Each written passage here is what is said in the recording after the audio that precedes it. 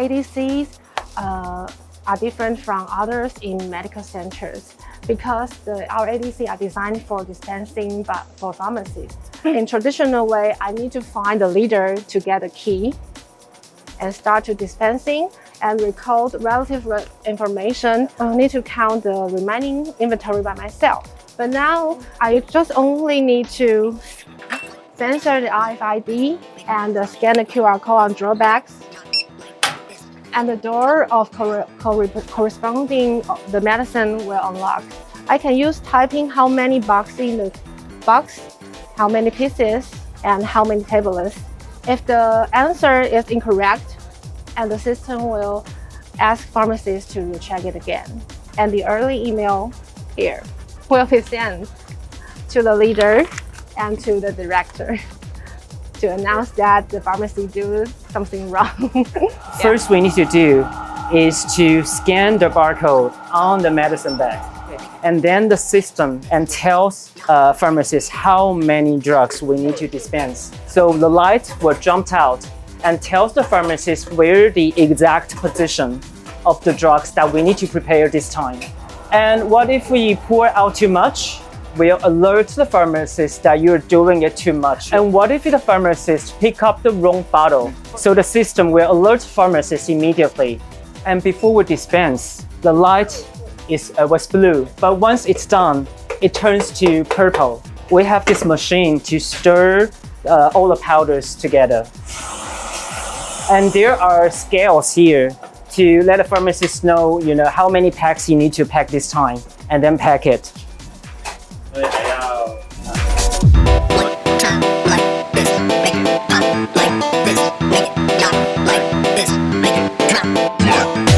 Este es una máquina para detectar cáncer. Se puede detectar cáncer con solamente 2 milímetros de sangre.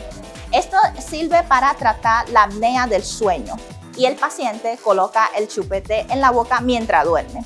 El doctor normalmente o tradicionalmente cuando realice una operación de cerebro, primero le tiene que abrir un espacio al cráneo. Después de la operación le pone una piel artificial al paciente, cose la piel artificial y luego coser el cráneo. Esos son los pasos tradicionales. En vez de poner una piel artificial, con esta pistola va a poner una espuma, así, de esta manera. El doctor no tiene que coser nada porque esa espuma se vuelve como una piel artificial y después el doctor cose el cráneo. Por ejemplo, la radiación para curar el cáncer, si topa las células que están buenas, le hacen daño a la célula, por ejemplo, al músculo, lo que sea. Entonces, esto se puede emitir radiación de la distancia que configura la máquina. De esta manera, fuera, por ejemplo, fuera de mi corazón, esta parte de mi piel no le hace daño. Contiene 4 cámaras en esta cápsula y 16 flash. Va tomando fotos hasta que se sale del cuerpo. Solamente traga la cápsula y cuando se sale del cuerpo, el doctor la coloca en esta máquina que está aquí. Y entonces puedes revisar todas las imágenes que se han tomado de ese examen. Pero lo que pasa es que estas pastillas lo tomás y si encuentra alguna patología en el tracto digestivo, el siguiente paso es la endoscopía. Soy un egresado de la UBA, de la Facultad de Medicina. Creo que la educación que recibí en la UBA, en la Facultad de Medicina, es la mejor del mundo. Porque con la educación que recibí en la Argentina, puedo manejarme perfectamente en el continente asiático. ¿Y cómo ves a la medicina de acá a 50 años? Posiblemente hay robots que operan, hay robots que reparten remedios. Acá es la zona donde nosotros sacamos la sangre, extraemos la sangre, hacemos la muestra de sangre y todos los datos de los pacientes van por Wi-Fi al celular de la enfermera y estos tubitos salen automáticamente sin ninguna maniobra de las enfermeras para evitar los errores humanos. Esta es la sala de la radiografía, usamos estas maquinitas chiquititas que son las japonesas. Es muy manuable, se puede mover sin peso. Esta es la máquina para medición de la densidad ósea y el escaneo de todo el cuerpo es más o menos de 3 minutos. minutos. Las máquinas tradicionales para escanear todo el cuerpo duran más o menos 20 minutos. Esta es una sala de VIP y esta sala, lo interesante es que tiene un ropero electrónico.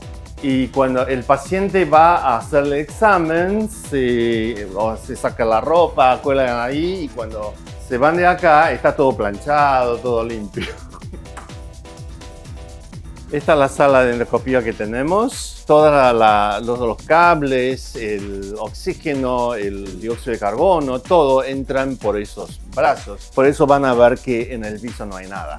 No hay ningún papel, no utilizamos un papel, las enfermeras no usan papeles, no usan lápices, así que es todo digitalizado. Y actualmente esta es la serie más avanzada de Fujifilm porque tiene inteligencia artificial. Este es el pólipo o la lesión de la mucosa y la inteligencia artificial con un cuadradito avisa al médico que, bueno, acá algo está pasando, hay que prestar más atención. Y sirve para encontrar lesiones diminutas. Muchas veces el ojo del médico no alcanza a ver lesiones tan chiquititas. Acá va a aparecer unas letras diciendo si es benigna o maligna. La inteligencia artificial no va a reemplazar nunca a los ojos del médico, a la experiencia del médico, a todo lo que aprendió, pero es un respaldo tecnológico para el trabajo del médico. Con un sueldo que tiene un médico, ¿se puede vivir tranquilo? Bueno, hay que ver qué categoría del médico. Si se trata de un médico residente, es más o menos $3.000.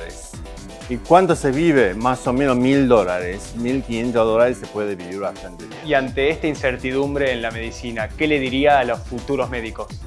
Bueno, el paciente es lo primero. Nosotros somos médicos, nuestra profesión es cuidar a nuestros pacientes, la vida de nuestros pacientes, así que sin importar cómo avanza la tecnología, yo creo que el concepto nuclear, digamos, de ser un médico es el cuidado de nuestros pacientes.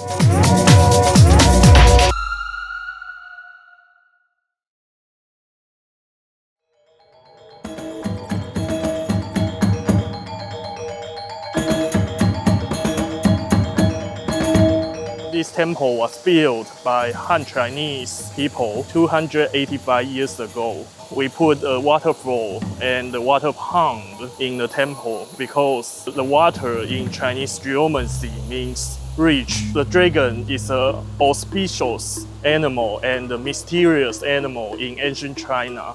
So the Han Chinese temple in Taiwan, they use the dragon decoration and put not only on the ground, they also put on the top of the roof.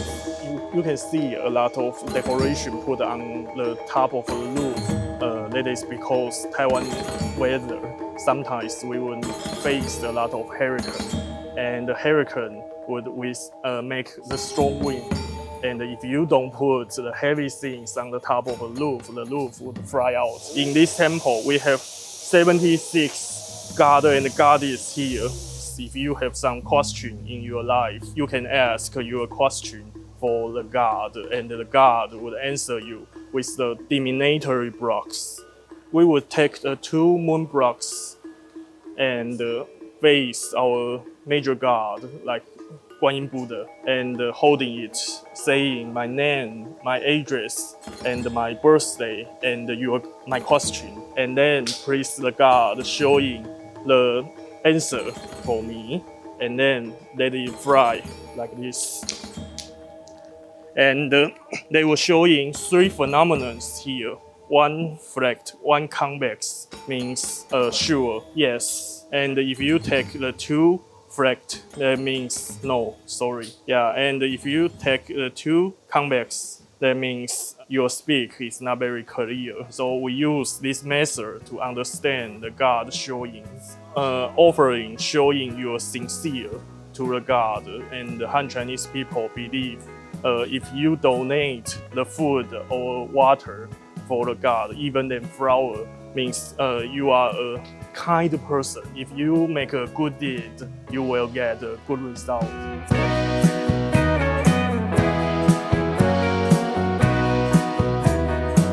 Lo que más me sorprende de la gastronomía es la variedad en la comida.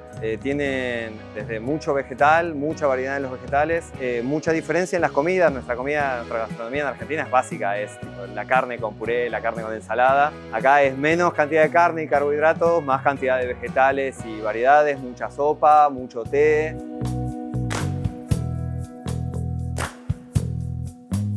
According to some organization, we have like 3.2 million people who are vegetarians in Taiwan. Our purpose is to promote the vegetable dishes to more people. Like maybe sometimes you could have like once a week to have the vegetable dishes and to reduce the demands of the meat, something like that.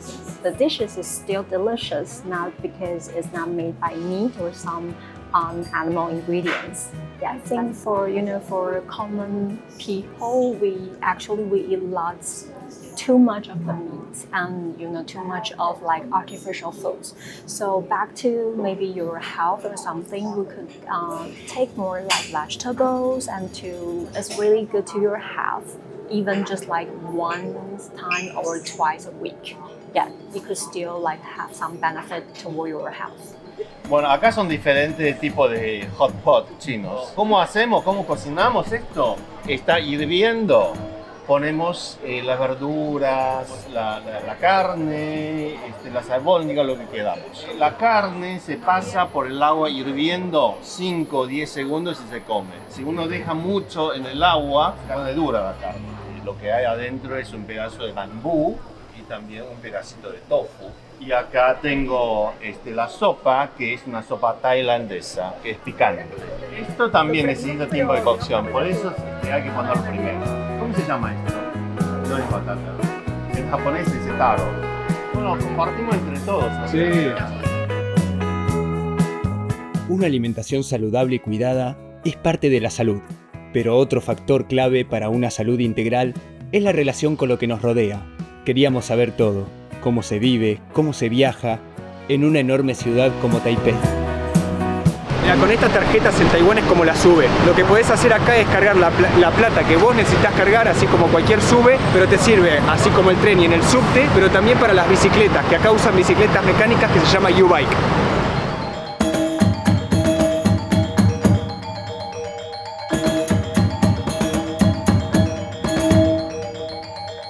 Hotel was started in 1952. We have more than 500 guest rooms. This was the best orientation. Behind us is a mountain. In front of us is a river. When you have a mountain behind you, that means you can lean back very strong. And river in front, of course, river supports life, supports everything. A lot of people ask me, why does a 5-star tourist hotel have 2 escape tunnels? This goes back. When Chiang Kai-shek came to Taiwan, he wasn't sure who was friend, who was enemy. So in order to organize the whole country, he decided to put the country under martial law. Every day we talk about going back to China. Of course, we worry this building would come under attack because it is such an important landmark of this whole island. This tunnel is not very long, only 85 meters, but it drops 6 floors. See, the one and only slide in an underground tunnel in the whole world. So when this building was completed, Chiang Kai-shek was 87 years old and not in the best health. In case he needs to use this tunnel to run for his life, we need an easy, fast, and safe way for him to get to the ground level. See how steep it is? And it turns like a snake. Why? Because bullets only go straight.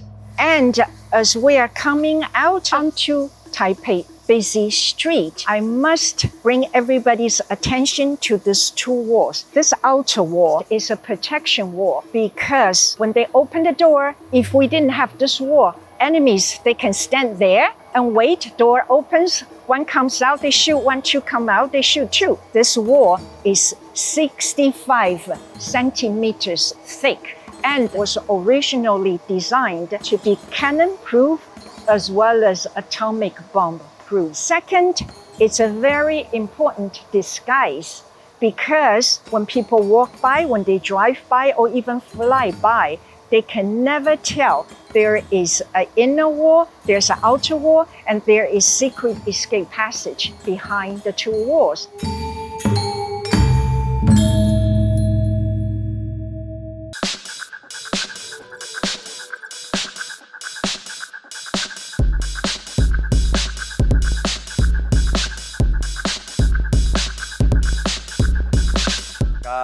Viste que Taiwán es cumbre en tecnología, en microcontroladores, en microchips. La mayor fábrica de eso y exportación de microcontroladores está acá. Y eso se aplica en todo, en el automovilismo, en el transporte, en la salud. La gente usa desde tablet los robotitos estos que hacen de mesero. Están en todos lados y es como si fuese una cosa de todos los días. Después los baños estos electrónicos que apretás los botones, se encuentran en todos los lugares, estos baños particulares que apretás botones, no los entiendo ni nada, pero tenés todas esas cosas, las tenés acá y hay mucho de eso, pero mucha gente todavía conserva el lápiz y papel. Y se exporta mucho al mundo. Nosotros en Argentina no lo conocemos tanto, pero es tope de gama acá. El éxito de hoy en día del Parque Científico de Hsinchu se debe a la tecnología avanzada de semiconductores. ¿Y qué empresas se integran, por ejemplo? Tenemos Apple, Qualcomm, HP, Logitech, Wistron, Foxconn, entre otras. Por ejemplo, ¿en dónde podemos encontrar un chip de ustedes? ¿En qué aparatos tecnológicos que vemos día a día? Están presentes en todas partes, desde los artículos de uso diario, como teléfonos móviles, tabletas, audífonos, Bluetooth, computadoras, hasta bicicletas, motocicletas, automóviles, aviones. ¿Y qué es lo más innovador? ¿Qué es lo que se viene en un futuro? Hemos podido desarrollar la tecnología para producir chips de 3 nanómetros. Prontamente vamos avanzando hacia los 1.4 nanómetros. ¿Y algo físico para saber qué es un nanómetro, qué tamaño es, qué tan chiquitito? Por ejemplo, vamos a tomar el pelo y le cortamos de forma horizontal, en 30.000 pedacitos. Entonces, una unidad de esta es un nanómetro. ¿Un ejemplo de una aplicación que se pueda lograr? Bueno, por ejemplo, tenemos un producto. Es un chip diseñado para los teléfonos de Android de 5G y es uno de los chips más rápidos y potentes que hay en el mundo. ¿Vamos al museo? Sí, vamos a verlo. Este producto sirve para aliviar el dolor. No tiene que tomar pastilla. Y esto se coloca en el lugar donde le duela. Alivia el dolor. Este es un rayo X portátil que se puede hacer desde casa. Las imágenes se pueden enviar al hospital. Un aparato para detectar sangre en los excrementos. Porque el cáncer de colon viene primero con sangre invisible en los excrementos. En el agua del inodoro colocamos esta parte negra en el agua. Este botoncito le colocamos en el pañal del bebé, que si el bebé tiene fiebre, esto suena. Yo sé que ustedes van a pensar que son pruebas rápidas para el COVID, pero se hace para detectar cáncer de boca. Con saliva se puede detectar. Si usted salió positivo, debe ir al médico. Y esto es para saber en qué etapa o en qué fase de cáncer está. Oh, we can start now? Yes. Oh, okay. So we wanted to have some precise information, for instance, like the temperature, the humidity, the atmospheric pressure, those type of data. So we need to collect those data. Once we have the data, we wanted to predict how soon that the disease or the bad thing gonna be happening. So we wanted to prevent the bad things from happening. So those circle things on the top is to detect the atmospheric pressure. And then we use the NB-IoT, which is the networking technologies, to transmit the data real time to the platform that we built for this whole solutions. It's triggered by the AI. So we can actually use that model, utilize that data to predict what's gonna be happening.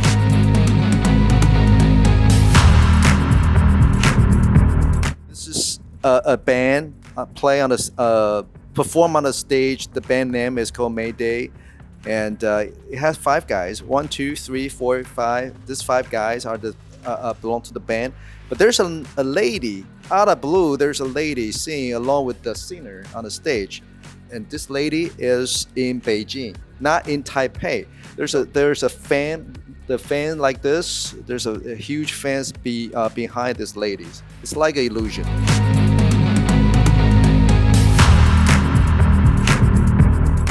This place used to be the meeting room for during emergency situation or briefing sessions, and you can see how we use the data from the center via digital dashboard, which tells you how many people is in the area at certain times of the day.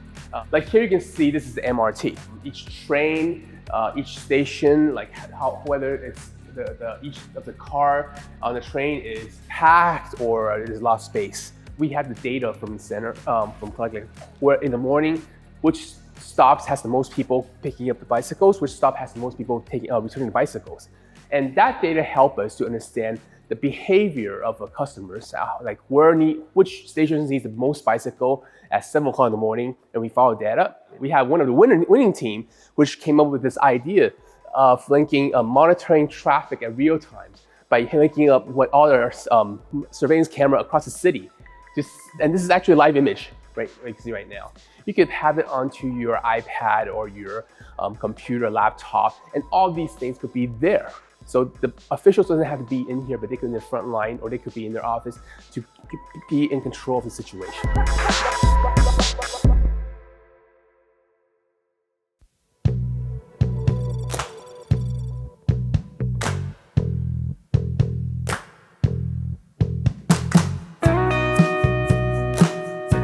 So this is the garbage truck, and this is actually belong to the Taipei city government. Yeah. So everybody will come here and throw their garbage. So there are usually those people have to categorize their garbage into 3. One will be general waste, the second one will be the organic waste, and the third one will be the recyclable waste. The yellow one usually collects the general waste, and another truck collects the organic waste and the recyclable waste. And the color of the trash bag is different. Okay, so in Taipei City, the color would be blue, while the trash bag in New Taipei City is pink. The reason why they would design these bags in different colors is actually for the government to recognize which district you are in. You could buy these bags actually at a convenience store, and actually it's very handy to buy these bags. Yeah, there are actually multiple channels to educate the public. First of all, of course, at school, online, or even they will advertise, for example, they will put advertisement on buses or even on the MRT so that they could know more the concept of recycling. And you can see over there is like styrofoam. Yeah. So actually, a styrofoam is like pretty big. So they are using the kind of like machine, like a melting machine, to reduce the size and make it into kind of like a ball shape.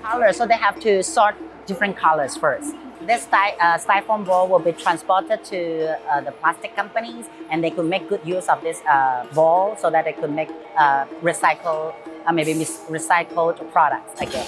So actually, because it's really high, really high temperature. So first of all, of course, they have to cool it down.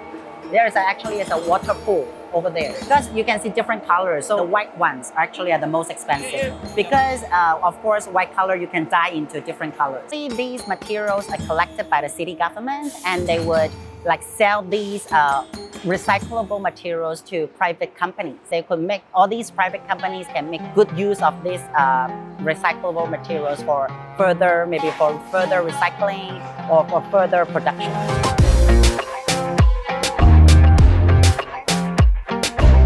Yeah, this is the Nehu recycling station. Actually, this belongs to the Taipei city government. All these pieces of furniture actually were dumped by citizens in Taipei, and actually this recycling station will recycle all the furniture, and then they will take them back and refurbish them. And then they will have a bid, and so that people can bid all these furniture at very low prices.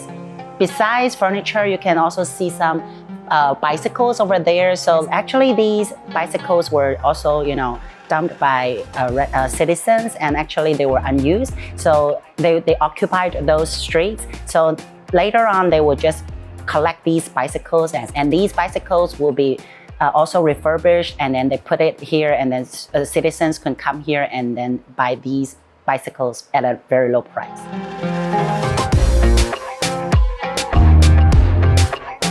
So this is our reusable mug rental station.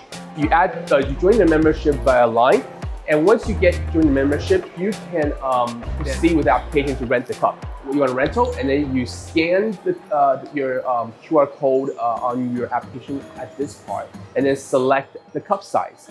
And then once these are all done, it'll proceed, and the cup will fall down here, and you just pick it up. And each cup has the individual QR code.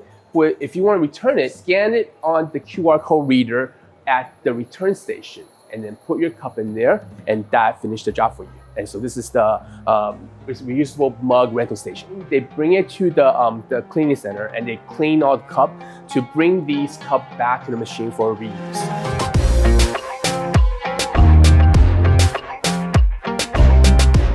A bus manufacturer in Taiwan. So we produce not only the diesel bus, but also electric bus. But right now we're trying to contribute to the net zero emission. And when will the transportation system be fully electric? Taiwan policy that we will replace 15,000 units of diesel bus in Taiwan, including transit bus and also some intercity coach by 2030.